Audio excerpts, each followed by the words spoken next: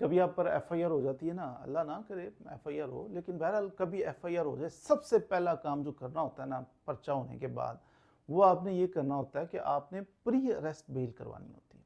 मुझे पता चला मेरे ऊपर फलां थाने के अंदर एफआईआर हो गई है, मेरा काम है फ़ौरन वकील साहब के पास जाऊँ, जाके सर जी एफआईआर हो गई है 489F की या जो भी, तो मेरी ज़मानत करवाएं। वकील साहब ने जाना है, पहले दिन ही जाके ज़मानत करवानी है, जनाब आपकी ज़मानत मचल के कराओ। आपको रोबकार मिल जाती है अदालत से, आप वो रोबकार आपके पास हो तो पुलिस वाले आपको गिरफ्तार नहीं कर सकते। एक बात। अब आप जो प्री अरेस्ट बेल करवाते हैं ना, उसके क्या क्या मराहल होते हैं, कहाँ कहाँ से आपको गुजरना पड़ता है, यही आज का टॉपिक है, यही मैं आपको अर्ज करता हूँ। अच्छा, आपके पास एफआईआर होगी आपके खिलाफ, किसी को भेजें, जाके जनाब एफआईआर की कापी लेके आए, खुद ना जाएं क्योंकि अरेस्ट हो जाएंगे। किसी भाई को किसी दोस्त को भेजें, एफआईआर की कापी लें। एफआईआर की कापी मिल गई आपको, अपना ओरिजिनल आईडी कार्ड जो एक्सपायर ना हो वो आईडी कार्ड लें, उसकी फ़ोटोकॉपी भी एक आईडी कार्ड की करवाएं।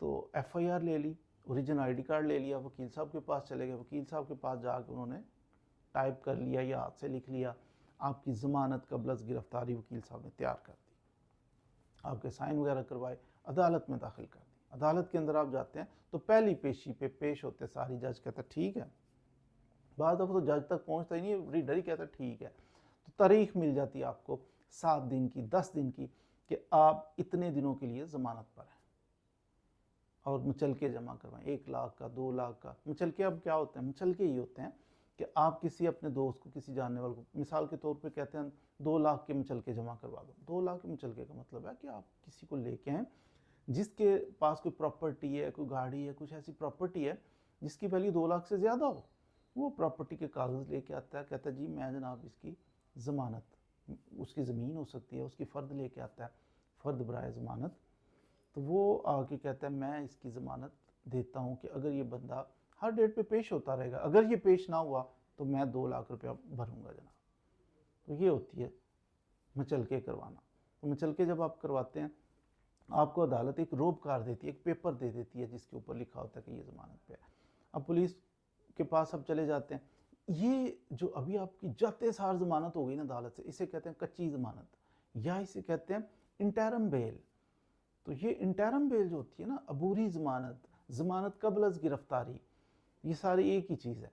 तो ये आपकी जाते जो हुई इंटरम बेल जो आपकी हो गई, कच्ची ज़मानत अभी हुई है, पक्की नहीं हुई, कन्फर्म नहीं हुई।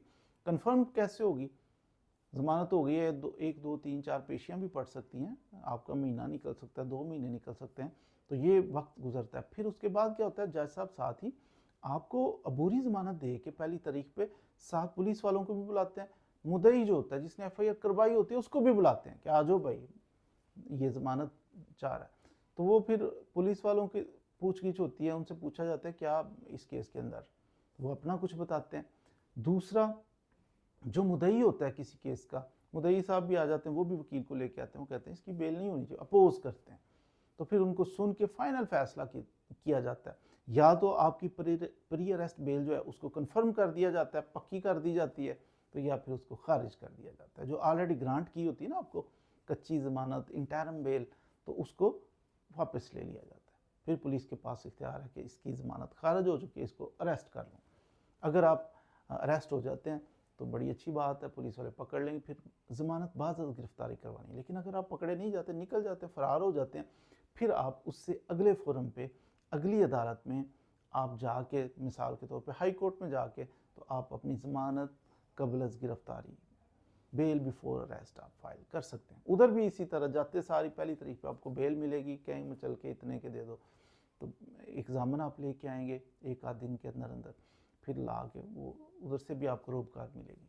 फिर कुछ अर्से फिर नोटिस जाएगा पुलिस वालों को, मुद्दई को, वो जनाब आएंगे, अपोज करेंगे, फिर जज साहब फाइनल फैसला करेंगे, जो आपको इंटरम बेल दी है या तो उसको कंफर्म कर देंगे आपकी बेल को, या आपकी बेल को खारिज कर देंगे। तो इसी तरीके से आगे सुप्रीम कोर्ट भी आप खैर जा सकते हैं। तो ये तरीकाकार होता है आपकी ज़मानत कबल गिरफ्तारी करवाने का, किस तरह से आप करवा सकते हैं, किन किन चीज़ों की आपको ज़रूरत पड़ती है, कैसे आपको आईडी कार्ड की ज़रूरत पड़ती है, आपको एफआईआर की ज़रूरत पड़ती है, आपको एक ज़ामिन लाना पड़ता है, 1 या 2 ज़ामिन जो आके आपकी ज़मानत देते हैं, अपनी प्रॉपर्टी के डॉक्यूमेंट्स लेके आते हैं। फिर कुछ तारीखें पड़ती हैं, आपका फ़ैसला होता है कैसे आपको भागना पड़ता है अगली अदालत के लिए।